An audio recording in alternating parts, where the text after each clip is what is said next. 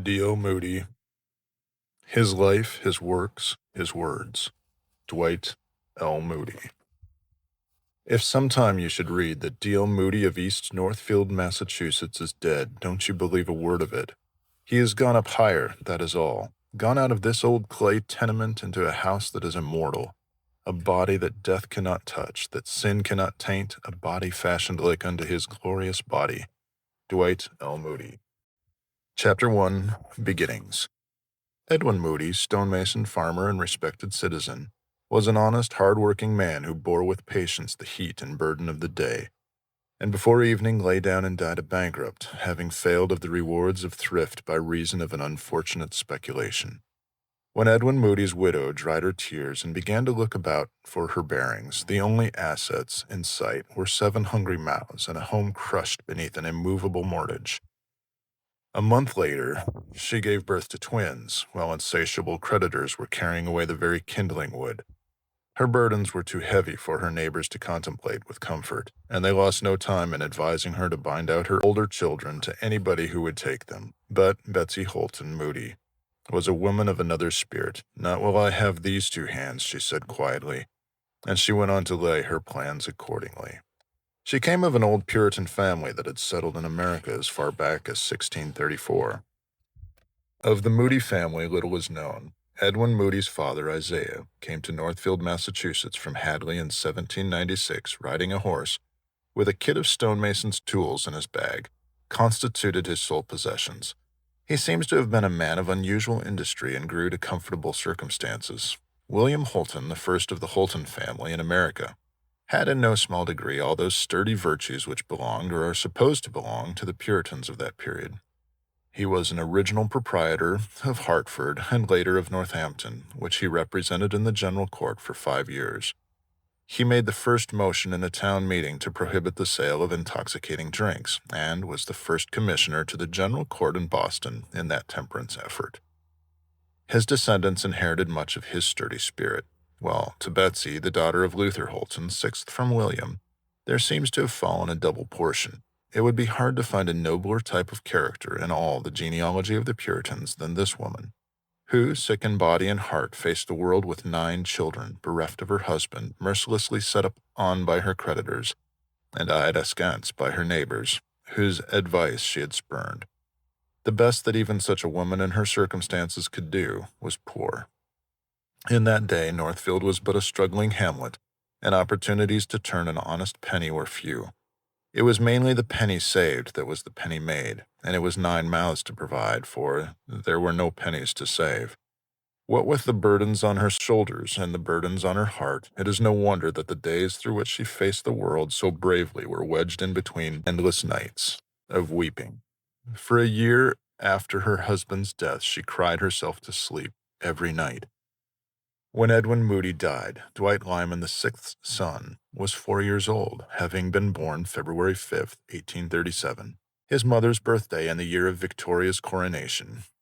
The oldest son, Edwin J., was 13 years old, and the oldest daughter, Cornelia, there were in all 7 sons and 2 daughters, was only 9. Of the struggles of those early days, Moody has left us a sorrowful picture. "Before I was 4 years old," he says in one of his sermons, "the first thing I remember was the death of my father. He had been unfortunate in business and failed.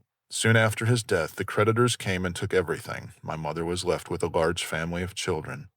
One calamity after another swept off the entire household. Twins were added to the family, and my mother was taken sick.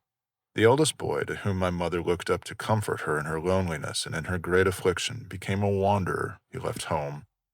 I need not tell how that mother mourned for her boy, how she waited day by day, month by month for his return. I need not say how night after night she watched and wept and prayed. Many a day we were told to go to the post office and see if a letter had not come from him, but we had to bring back the sorrowful words, 'No letter yet, mother.' Many a time have I waked up and heard my mother praying, 'Oh God, bring back my boy.' Many a time did she lift her heart up in prayer for her boy. When the wintry gales would blow around the house and the storm rage without the door, her dear face would wear a terribly anxious look, and she would utter in piteous tones, 'Oh, my dear boy, perhaps he is now on the ocean this fearful night. Oh God, preserve him.' We would sit around the fireside of an evening and ask her to tell us about our father, and she would talk for hours about him. But if the mention of my eldest brother should chance to come in, then all would be hushed. She never spoke of him but with tears. Many a time did she try to conceal them, but all would be in vain, and when Thanksgiving Day would come, a chair used to be set for him. Our friends and neighbors gave him up, but our mother had faith that she would see him again. One day in the middle of summer, a stranger was seen approaching the house. He came up on the eastern piazza and looked upon my mother through the window. The man had a long beard, and when my mother first saw him, she did not start or rise. But when she saw the great tears trickling down his cheeks, she cried, "It's my boy, my dear, dear boy," and sprang to the window. But there the boy stood and said, "Mother, I will never cross the threshold until you say you forgive me." Do you think he had to stay there long? No, no. Her arms were soon around him, and she wept upon his shoulder as did the father of the prodigal son. I heard of it while in a distant city, and what a thrill of joy shot through me. But, added Moody, what joy on earth can equal the joy in heaven when a prodigal comes home? As a little child, Dwight was a bundle of health, sunshine, and mischief. He did not know what it was to be still, and he was as tremendously busy in having a good time as he ever was afterwards in winning souls. His school days were few and of uncertain value. He started early enough. He was at school when the news came of his father's sudden death, but he did not get further than the 3 R's and a small bit of algebra. It would be a mistake, however, to say that he grew up with an empty mind. From his earliest boyhood, he was a keen and thoughtful observer of the world around him, though it was a very small world, his home being 1.5 miles from the village, and the village being many miles from everywhere. The tender lessons of his mother, said Mr. Nason, were not lost on him. The sorrows of his family sunk through the effervescence of his spirit deep into his heart.